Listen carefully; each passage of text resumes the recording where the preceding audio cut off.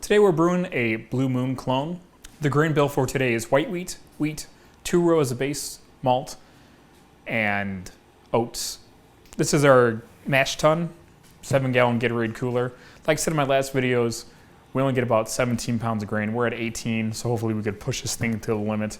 We might have to use bubble wrap to insulate the top, but what's nice is that we're doing a protein rest, so we're using a little bit of water in the beginning, a little bit more, and then the mash out is going to be the full volume of water. We're also going to be using rice hulls, 2 pounds of rice hulls, just to make sure our mash tun doesn't get stuck full of water. If you made oatmeal before, you know that it's very sticky and doesn't really allow water to be drained through it. So when you open this up, it'll just dribble out, which we don't have 10 hours to wait for it to drain. We're also going to be using bitter orange peel, sweet orange peel, coriander, which I have to crush, and 1 ounce of Cascade in the beginning and 1 ounce of Cascade at the end. This is not a very hoppy beer. It's supposed to be a summertime, sweet, citrusy, a little bit of tart to refresh you. We're making 10 gallons of it, and I also have an awesome fermenter that I'm going to show you guys in a few minutes. Again, our assistant brewer today is Aaron. He's helping me with this 18 pounds of grain. As you can see, it's pretty full, and it makes it a lot harder to stir. We actually stopped for a few minutes, rested our arms, and started stirring it again.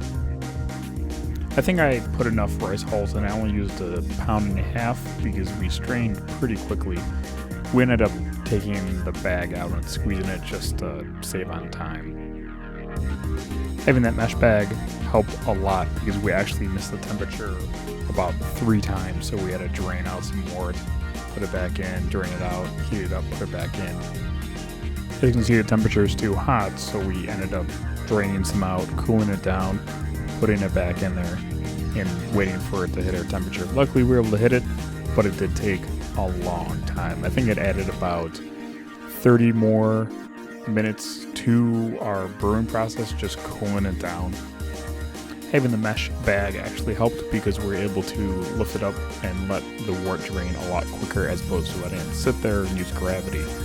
So I'd say we missed the temperature, which added about 30-45 minutes, but then we were able to squeeze the bag in the end, which saved maybe 15 minutes. So that actually helped a lot.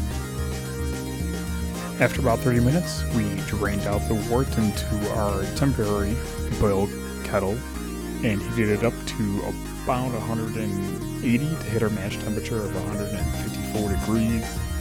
And once that was done, we let it sit for another 30 minutes. As you can see, it's a very, very thick mash. We stirred it once in a while just to distribute the wort to all the grain. We were able to hit our temperature after letting it sit there for a few minutes. After another 30 minutes, you let it sit, and then you drain it onto the boil kettle, and then you start the boil.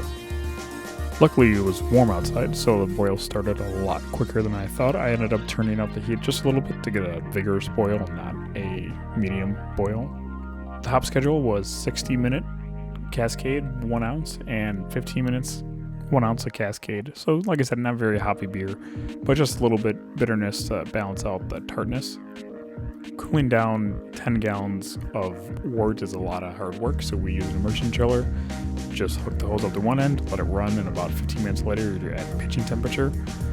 We also use gravity to help aerate, so we just hit the side of the fermentation chamber and let it aerate as we go. We also stir it in the end just to aerate a lot more. But as you can see, it's nice and amber, very Blue Moon looking. Final volume was 11.5 gallons, which is very exciting because we hit our final gravity almost head on. We used a brick converter, so it might be off a little bit. But I also wanted to show you guys that I used a yeast starter just because it's an awesome 10 gallons of Blue Moon. You don't want to mess it up, so pitch that yeast into a yeast starter and make sure it's alive before you ruin 10 gallons of wort and have to do it all over again. Thanks for watching.